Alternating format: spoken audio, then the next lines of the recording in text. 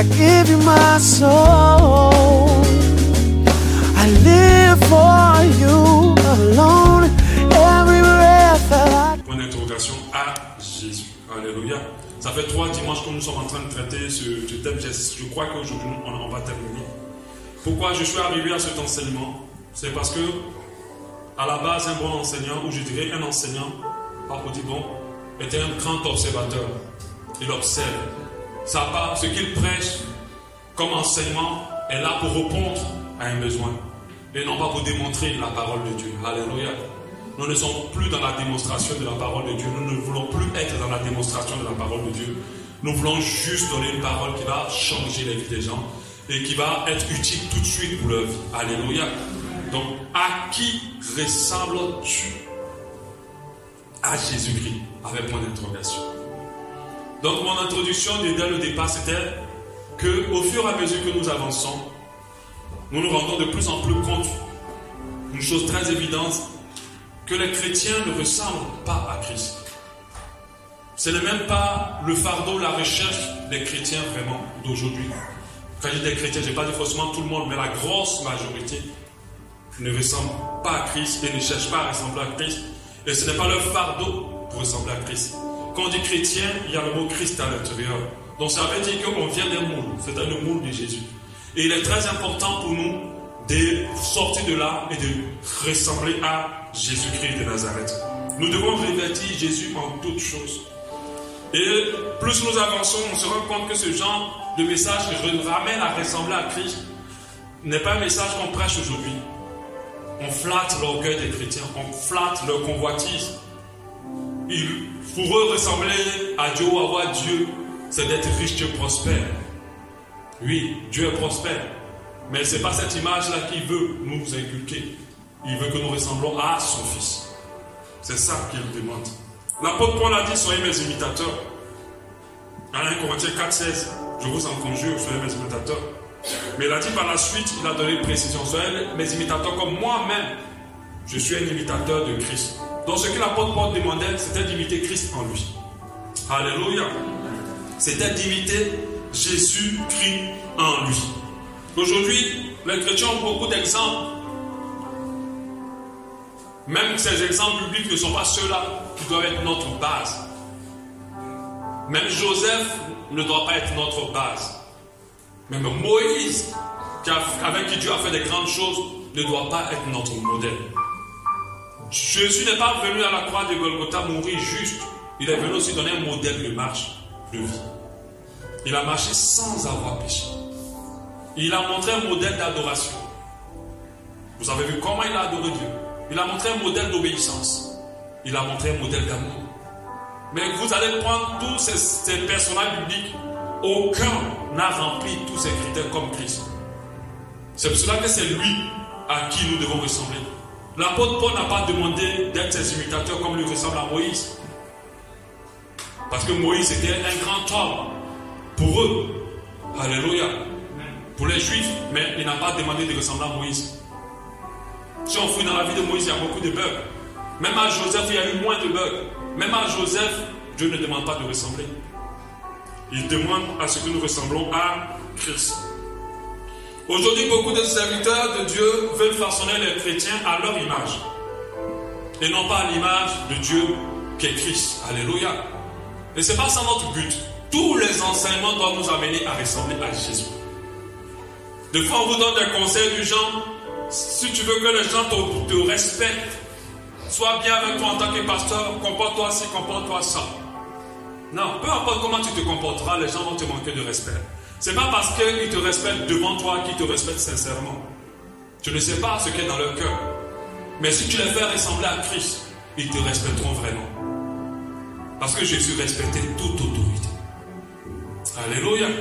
Amen. C'est un gros challenge. C'est un grand défi. C'est un grand risque. D'amener les enfants, les chrétiens, à ressembler à Jésus. C'est un risque. Parce que les amener à ressembler à Jésus, c'est de les amener tout droit avec Christ sans qu'ils passent par toi. Et beaucoup n'arrivent pas à faire ça, ils ont peur. Ils veulent que la vie de ceux qu'ils conduisent soit fondée sur eux. Et pas sur Jésus. Alléluia. Mais quand ces personnes arrivent à s'accrocher à Christ, tu n'as plus grand chose à faire. La grâce de Dieu se déploie dans leur vie et beaucoup de choses se produisent dans leur vie. Et ils seront prêts pour l'enlèvement. Alléluia. Ce n'est pas mauvais d'imiter quelqu'un, mais à condition que cette personne ressemble à Christ. Ce que j'avais dit, à quoi Jésus ressemblait et qu'est-ce que nous devons prendre chez Jésus, j'avais expliqué que Christ aimait les gens. Il aimait les âmes. Il ne faisait rien pour obtenir quoi que ce soit des gens. Il faisait tout par amour. À plusieurs reprises dans la Bible, on dit ému de compassion. Il avait des programmes, mais ému de compassion, poussé par l'amour. Il faisait des choses pour les gens. Nous devons atteindre cette dimension d'aimer les gens. La Bible nous parle même d'aimer nos ennemis. Jésus était à la croix de Golgotha. Et puis il disait à Dieu, Père, pardonne-leur quand ils ne savent pas ce qu'ils font. Toi, tu es sûr que tu vas demander à Dieu de pardonner ceux qui sont en train de violer ta femme devant toi? C'est pas très sûr. Amen.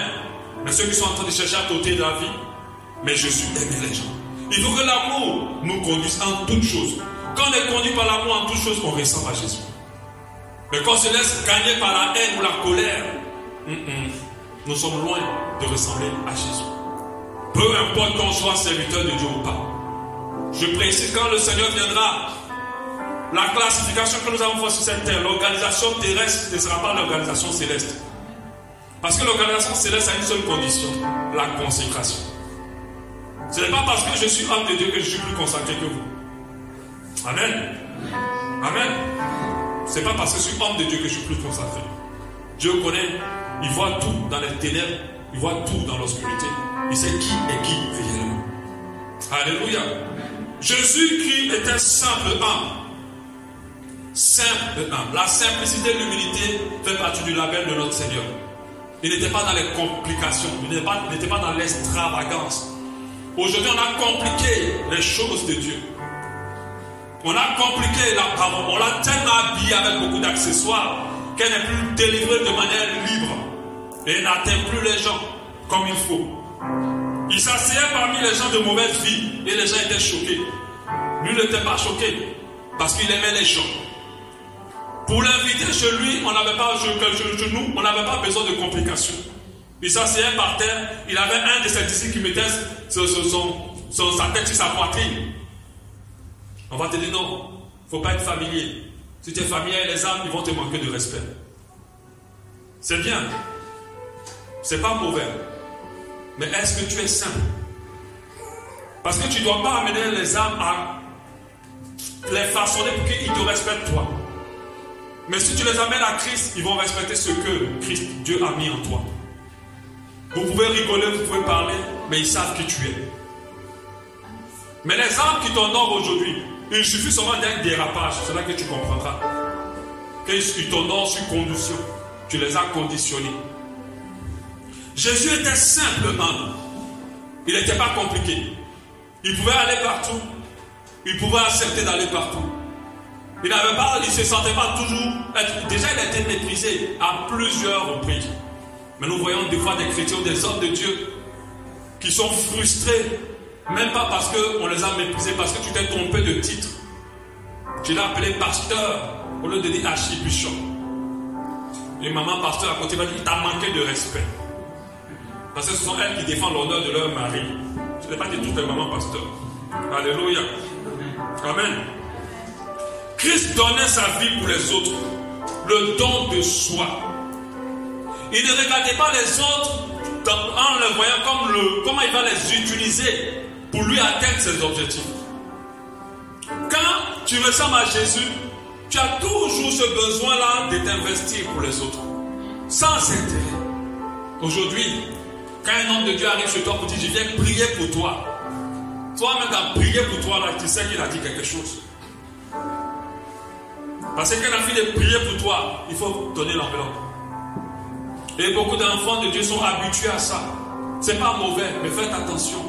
C'est vous qui détournez les hommes de Dieu de leur vocation, de leur don de soi. Parce que celui qui doit donner le salaire de l'ouvrier, c'est celui qui l'a engagé, celui qui l'a embauché.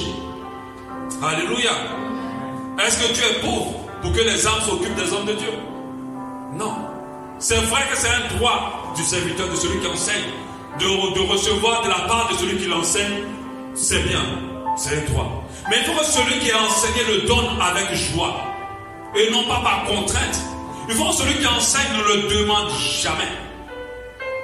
Suivez Paul, l'apôtre Paul. Il a dit que à cause du fait qu'il est important pour moi que vous recevez l'évangile, je renonce à mon don, à mon droit de prédicateur. Mais il y a des parties où on lui a fait des offrandes, il a béni les gens pour ce qu'ils ont fait. Même s'il arrive quelque part qu'il voit que les cœurs des gens sont fermés, il ne va pas regarder ce qu'ils ont à donner. Moi je dis toujours, si quelqu'un n'a pas Jésus, n'accepte pas son don. Donne-lui d'abord Jésus. S'il vient te faire une offrande, fais attention. Parce que la main qui reçoit devient l'esclave de celle qui donne. Et c'est comme ça que les hommes de Dieu sont coincés, les messages sont coincés. Parce qu'ils ne peuvent pas libérer la parole librement. Parce que les gens ont investi dans leur vie. Alléluia. Il était là pour le don de sa vie. Il donnait sa vie pour les autres. Il a donné sa vie pour les autres. Il ne vivait pas pour son programme. Il vivait pour le programme de Dieu qui était de pouvoir être utilisé pour la vie des gens. Les hommes d'aujourd'hui, les chrétiens malheureusement, sont tellement concentrés sur leur propre vie qu'ils ne ressemblent plus à Christ. Tout ce que tu fais, c'est toi. Comment tu vas avoir, comment tu vas obtenir. L'égoïsme. Jésus n'est pas venu pour recevoir, il est venu pour donner. Et nous ne devons pas être en mode réception, on devait être en mode donner. Parce qu'il y a plus grande joie à donner qu'à recevoir. On ne prospère pas en recevant, on prospère en donnant. C'est pour cela que Jésus a prospéré dans son ministère. Alléluia. 4. Je saute sur tout ça parce qu'on a vu ce dimanche passé. Christ était le serviteur de tous. Matthieu 20, 28 dit, c'est ainsi que le Fils de l'homme est venu. Non pas pour être servi, non pour être servi, mais pour servir et donner sa vie comme la rançon pour plusieurs. Il était au service des gens. Il n'était pas là pour qu'on le serve. Ce modèle, on ne le retrouve plus au niveau de nos serviteurs de Dieu. On ne retrouve plus. L'Église est formée pour être à leur service. Et non pas eux au service de l'Église. Un ministère doit prendre soin des âmes. Un ministère ne doit pas prendre seulement spirituellement soin d'eux. Il doit pouvoir s'occuper de tous leurs problèmes. Alléluia. Et l'homme de Dieu doit être amené deux fois à se dépouiller pour les hommes. Mais c'est l'inverse. Pendant que monsieur va faire les vacances sur des plages avec des eaux turquoises, les gens sont dans l'église, ils n'arrivent même pas à soigner leurs enfants et à manger. Jésus n'était pas comme ça. Il a fini de prêcher un grand message dans le désert. Le monde était là. Après, on va encore leur donner à manger. Et il a donné à manger. Il n'a pas dit, allez, Jean-Paul, passez les paniers. Passez les paniers parmi les gens. Prenez les offrandes. À un moment donné, réfléchissons quand même.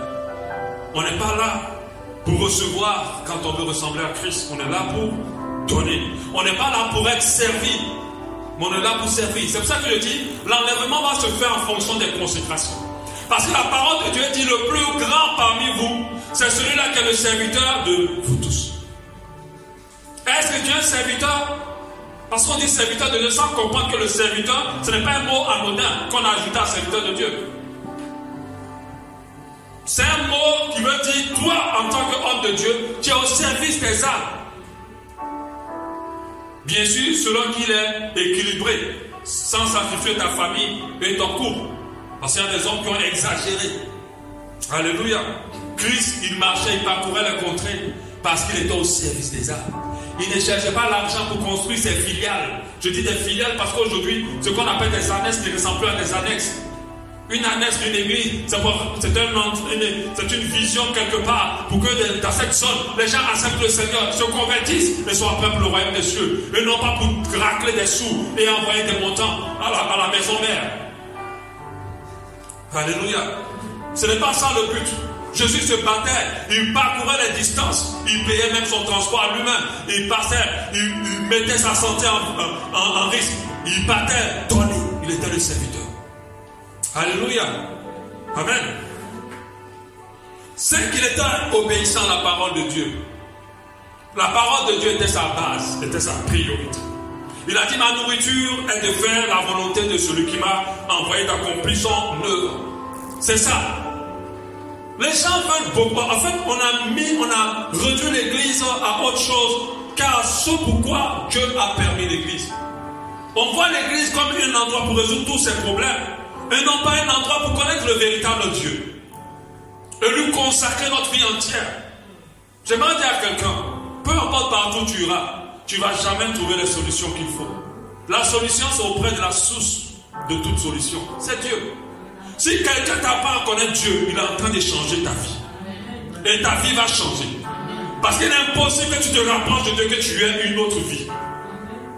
Impossible. Ici à Bachalem, on ne délivre pas les gens. Reste seulement sur la parole de Dieu. Et tu vas voir comment ta vie va s'éclairer. Tu vas voir comment les maladies vont disparaître. Tu vas voir comment les choses vont se restaurer. La parole de Dieu est toute puissante. Elle envoie à la création tout ce qui n'existe pas. Donc, elle est au bras du Seigneur. Et la nourriture de Jésus, c'était de faire la volonté de Dieu. Il ne faisait rien sans consulter le Père. Il se fiait qu'au Père. La parole de Dieu dit qu'il était obéissant jusqu'à la mort. Parce qu'il était obéissant à la parole de Dieu. Obéissant. Sa priorité, c'est ce que Dieu dit. Mais les gens, les chrétiens, à cause de leurs ambitions, on met la parole de Dieu quand même un peu de côté. Si tu veux ressembler à Jésus, commence à prendre la parole de Dieu comme toute ta vie. Et t'investis complètement. Alors tu ressembleras à Jésus. Christ n'aimait pas le monde. Amen. Parce que le diable l'a transporté sur une grande montagne. Il lui a montré tous les royaumes de la terre et leur gloire. Je vous assure, avec beaucoup de personnes, on n'a même pas besoin de montrer tous les royaumes de la terre et leur gloire. On a juste besoin d'avoir une enveloppe de 100 millions, c'est tout. Le royaume du monde et leur gloire ne peut pas être 100 millions, c'est des milliards. Mais eux, il suffit seulement d'une valise de 100 millions, c'est fini. Tout est parti. Ils abandonnent tout. Alléluia. Ils laissent tomber tout. D'autres à cause de l'amour. Tellement il est beau. Vraiment, cet homme-là est trop beau. Un homme comme ça ne m'a jamais dragué. Beauté d'un homme là, il n'y a rien dedans. Quand il va te marier, tu vas faire toutes les faces aussi. Après, tu vas voir qu'en fait, la beauté là, ça ne sert à rien. Alléluia. Parce qu'il n'y a rien qui peut te combler dans ce monde. Si ce n'est que Jésus. Alléluia. Rien. Tout ce qui va briller dans tes yeux là, ça ne va rien t'apporter de plus. Ça serait bon au début, mais après tu vas boire le goût amer qui est derrière. Alléluia. Christ n'aimait pas le monde. Il a compris que le royaume du monde de gloire, c'est rien par rapport à la gloire à venir. Alléluia.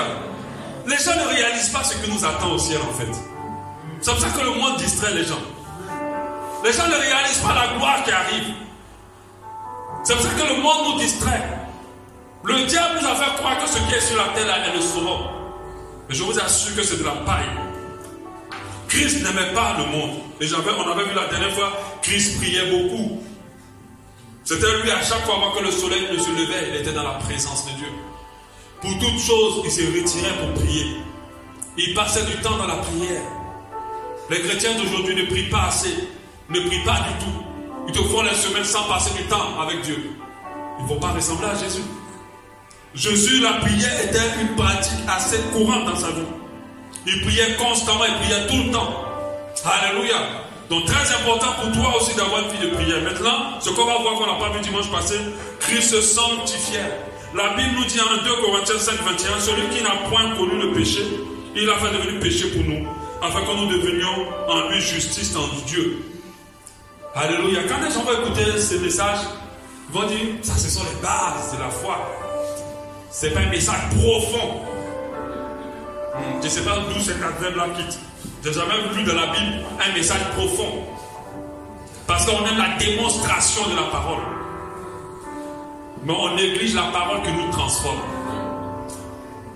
Mon frère, si ton message est profond, s'il ne ramène pas quelqu'un à Christ, ton message est profond pour rien. C'est qu'il y a un trou derrière. Tout ce qu'on a mis dedans, ça va sortir. Amen. Tu dois comprendre que même quand tu es bishop, archibishop, tu as besoin des bases de la foi constamment. Tu Tu as besoin constamment de te les rappeler. Tu as besoin constamment de pouvoir vivre dedans. Il y a des gens qui ne lisent plus les évangiles. Parce que pour eux, c'est petit. Mon frère, c'est les évangiles seuls qui peuvent te transformer. C'est pas le jour où on dit que David a tué le lion. Ça va t'apporter quoi? Quand on dit Daniel n'est pas mort dans la fosse, et puis quoi encore? On s'en fout. Ça va t'apporter quoi? Ça ne peut pas changer ta vie. Ça va seulement te flatter, te dire mon Dieu, regarde, puis tu vas rester, tu vas rater la grandeur de ton Dieu. Alléluia. L'évangile nous permet d'être façonnés. L'évangile nous permet de ressembler à Jésus. Tout l'évangile nous permet de ressembler à Jésus. Laissez juste, je n'ai pas dit de ne pas lire l'Ancien Testament. Lisez, voyez la grandeur de Dieu, c'est bien. Mais retenez une chose, que Jésus revient. Jésus se sanctifiait. Alléluia. Il vivait dans la sanctification. Il se préservait du péché. Il s'éloignait de l'iniquité. Mais c'est ce que d'autres ne savent pas. C'est ce que d'autres ne mettent pas en avant. Je suis la fille de Jésus. Mais pour être la fille de Jésus, déjà quand tu es la fille de Jésus, tu te trompes. Parce que Jésus, nous sommes co-héritiers. C'est notre frère. Mais c'est notre Seigneur en même temps. On a un seul Père. Jésus aussi, il est son Père. Alléluia. Te dis la fille de Jésus, c'est d'abord marcher dans la sanctification. Beaucoup de chrétiens, à cause de la pression du monde, sont obligés de faire une entorse à la sanctification. À cause de la pression des choses du monde, sont obligés de mettre la sanctification un peu de côté. Tu la mets de côté, tu ne peux pas ressembler à Jésus. Le jour de l'enlèvement, il y aura beaucoup de surprises. Vous avez compris que ce monde et tout ce qu'il contient n'est que éphémère. Alléluia. Donc Christ se sanctifiait. La sanctification est importante pour lui, au point qu'il n'a jamais péché. Je pense qu'on ne peut pas faire quelqu'un modèle sans que cette personne ne soit pas parfaite. Quand je crée le moule de quelque chose, ce moule-là doit être parfait. Pour créer des choses qui s'approchent de la perfection. Alléluia. Jésus était parfait. Il est parfait. Christ était là, non pour sa gloire, mais pour la gloire du Père. Au 9. Il n'était pas friand de l'honneur, ni de la gloire. Encore mieux, il n'exigeait rien de cela. La Bible dit en Jean 6, 15, et Jésus, sachant qu'ils allaient venir plutôt l'enlever pour le faire roi, se retira de nouveau sur la montagne lui seul. Jésus a accepté les mépris. Aujourd'hui, les chrétiens d'aujourd'hui aiment la gloire. Or, nous sommes là pour qu'un seul soit glorifié, le Père. Pardon. On cherchait à mettre Jésus en haut, il a fui. Mais nous, quand on nous invite dans des programmes, quand on déroule des tapis rouges, on est fiers. Encore plus grave, on exige d'être honoré et d'être glorifié. Mais moi, je ne comprends pas le paradoxe. Le Seigneur que tu suis, lui n'a pas été honoré sur cette terre du tout. On lui a craché dessus. On l'a tapé.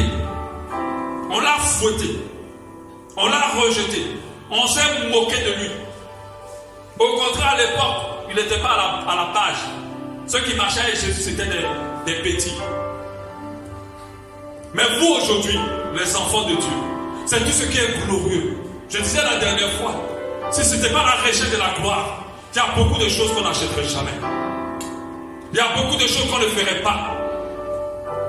Parce que le monde nous converge vers ce qui fait briller l'homme et non pas faire briller Dieu. Je suis conscient, et je resterai toujours conscient, que peu importe les prouesses que je pourrais faire, je ne suis pas l'auteur. Le Seigneur seul reste l'auteur. Mon intelligence, oui, c'est vrai que Dieu m'a fait la grâce d'avoir beaucoup de sagesse et d'intelligence, des fois. À l'école, je viens un parcours sans faute, jusqu'à aussi qu'ingénieur.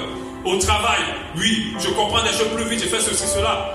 Mais il suffit seulement d'une petite maladie d'Alzheimer pour que j'oublie tout et que je devienne toqué. Alléluia.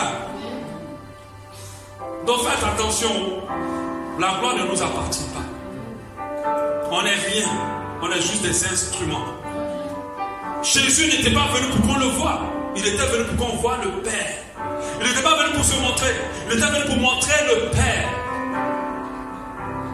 Dans sa mission jusqu'au bout. Mais imagine un homme de nos jours qui a toute la capacité de Jésus. Oh, on est foutu. Parce que lui, il n'avait pas besoin de jeûner et prier pour te dire ta vie. Il y a d'autres mecs qui mentent quand ils disent la vie des gens, mais lui, il ne mentait pas. C'était la prophétie à une précision. Il n'avait pas besoin d'être avec toi pour savoir qu'est-ce que tu as fait. Il y a des hommes de Dieu qui essaient, ils réussissent, mais d'autres mentent aussi. Pourquoi ils mentent, mais se trompent. Mais lui, il était avec précision. Il se lève comme ça quand il voit la tempête. Il dit, arrête-toi la tempête. La tempête s'arrête. Imaginez qu'on ait un homme comme ça de nos jours maintenant. Mais imaginez sa Rolls-Royce, son cortège pour le amener chez lui. Imaginez le temple qu'il va créer. Parce qu'on fait tout pour la gloire de Dieu. Oui, on fait tout pour notre gloire. On crée des temples extraordinaires. En disant oui, c'est pour la gloire de Dieu. Tu mens. Dis la vérité. C'est pour te glorifier. Parce que Dieu n'a pas besoin d'être glorifié par les temples, par les choses faites par les mains d'hommes. Si tu faisais une simple église, tu n'aurais pas épuisé les membres de ton église financièrement. Si tu faisais quelque chose de simple, on dit oui, Dieu est en excellence, mais fais attention. Alléluia. Dieu est déjà excellent. Il n'a pas besoin que toi tu démontres son excellence. Si tu fais les choses pour le glorifier, tu vas te rendre compte qu'il y a des choses que tu vas laisser. Et qu'il y a des excellences que tu cherches à faire pas pour glorifier Dieu. Mais c'est pour toi. Regardez les gens sur Internet aujourd'hui. Si quelqu'un fait marcher même Facebook, c'est les chrétiens. Mais pas pour les messages seulement. Pour pouvoir être glorifié. Pour pouvoir être glorifié. Moi j'ai toujours mal quand je me mets devant des clips chrétiens.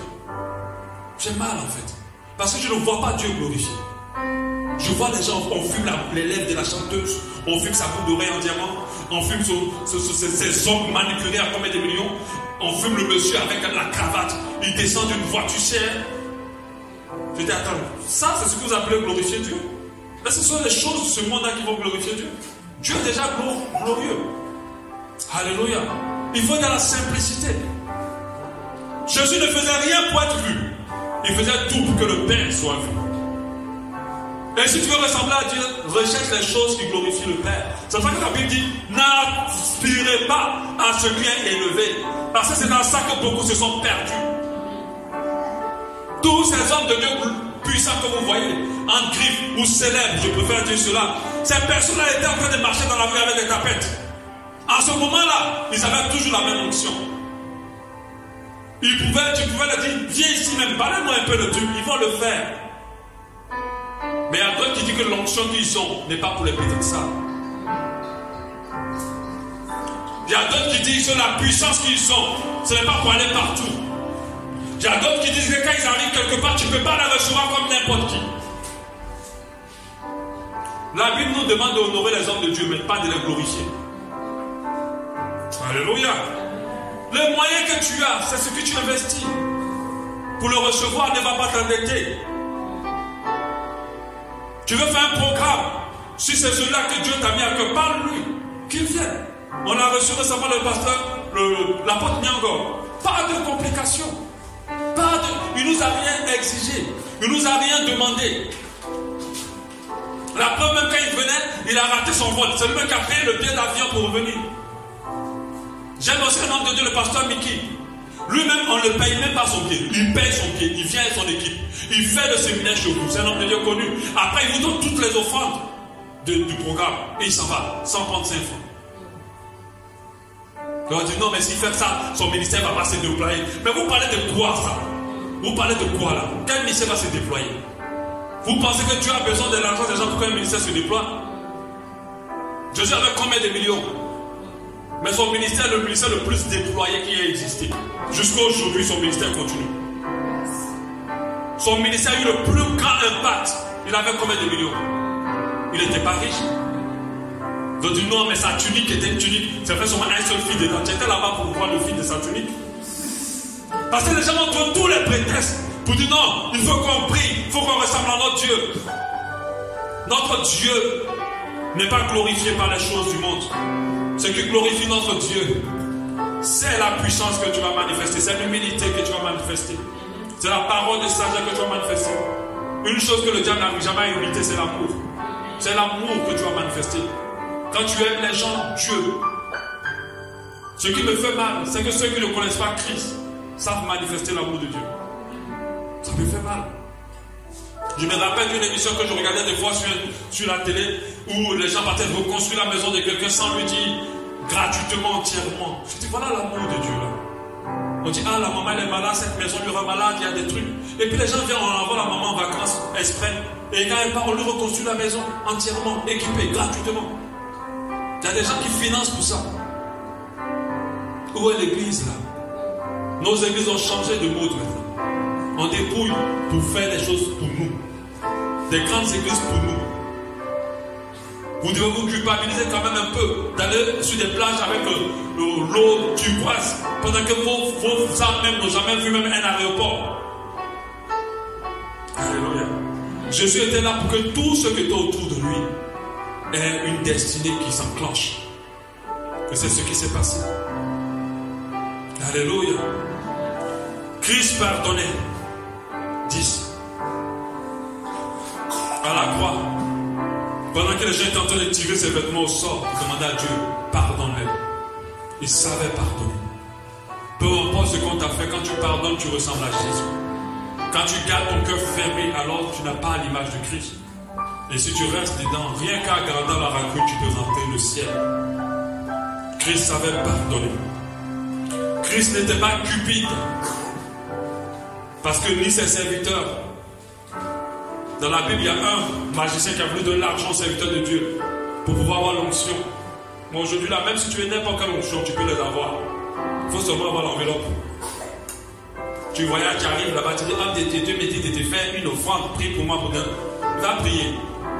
Certains d'entre eux, en tout cas la grosse majorité. Mais d'autres vont dire non. Qui tu es? Ils vont chercher à savoir. Alléluia. Il n'était pas cupide, il n'aimait pas l'argent. Parce qu'il savait que l'argent était Dieu. Et que si tu suivais l'argent, tu suivais l'autre Dieu. Et beaucoup suivent l'argent. Et dans l'œuvre et dans le ministère, Christ était bon et généreux. Ça revient toujours au don du soi. Il aidait énormément les gens. Il était généreux. Sa main n'était pas fermée. Il n'était pas là pour rejouer, il était là pour donner. Comment pouvoir lui ressembler après avoir su ce qu'il est? Ce n'est pas simple, je veux le dire. Mais cela est possible lorsque nous le désirons profondément. Alléluia. Que nous soyons simples chrétiens, que nous soyons hommes de Dieu, nous devons ressembler à Christ. Peu importe notre niveau de foi, notre grandeur de popularité, si nous ne ressemblons pas à Christ, nous ne ressemblons à rien. Nous n'avons pas de la valeur pour Dieu.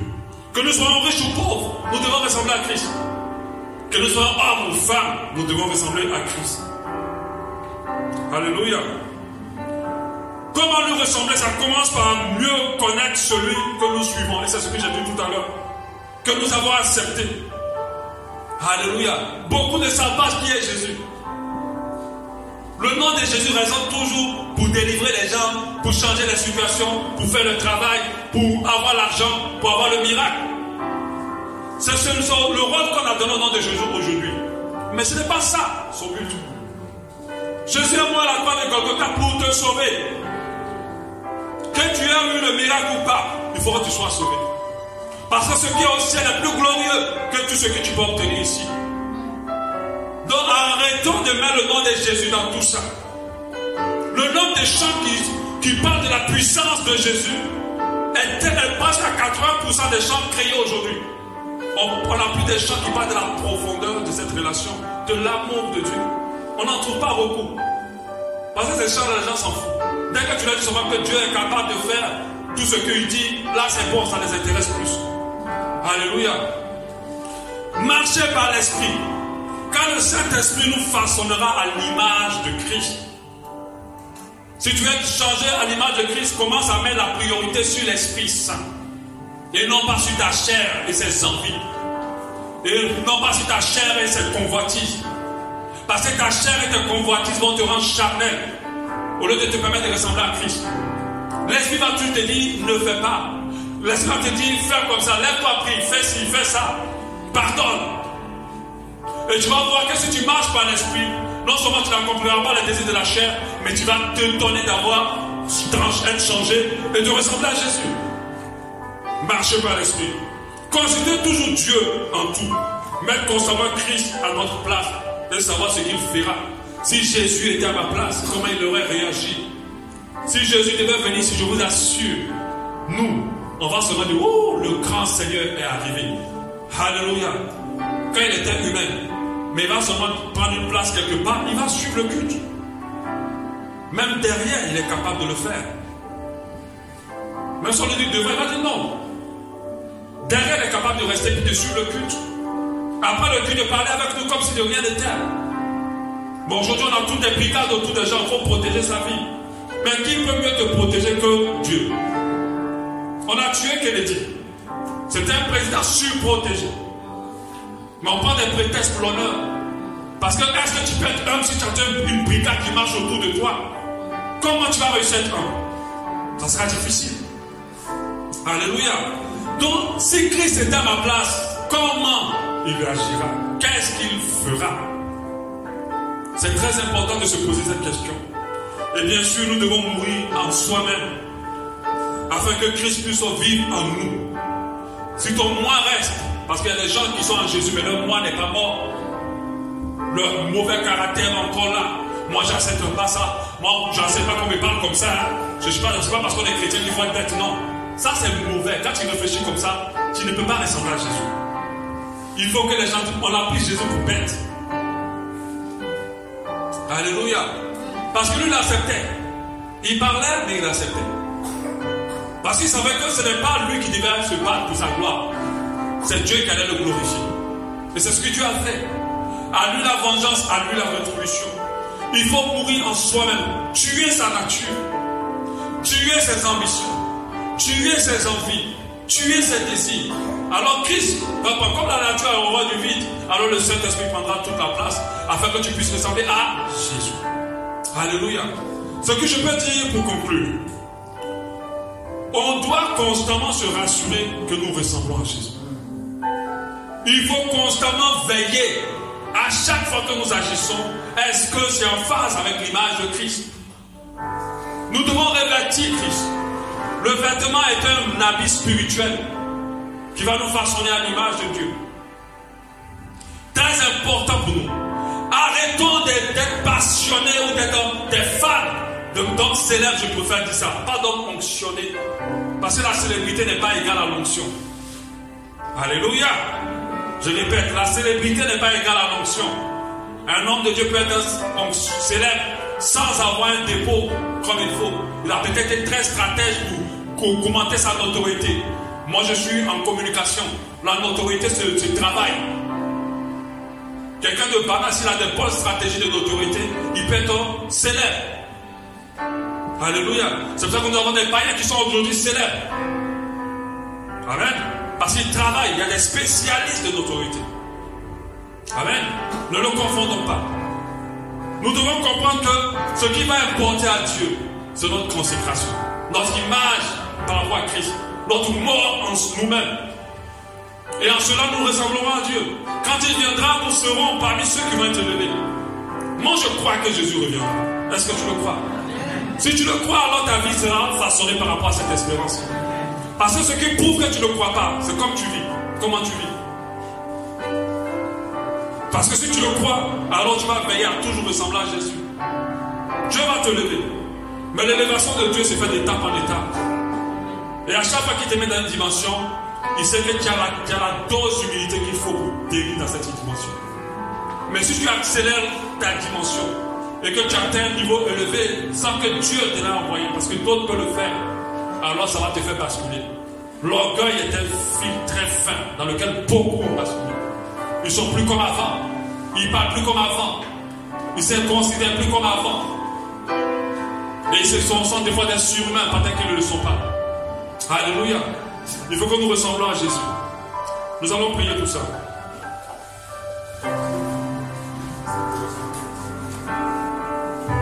Parle à ton Dieu. Certainement, il a touché un des points qui te concernent. Prie par rapport à ce point. Te ressembler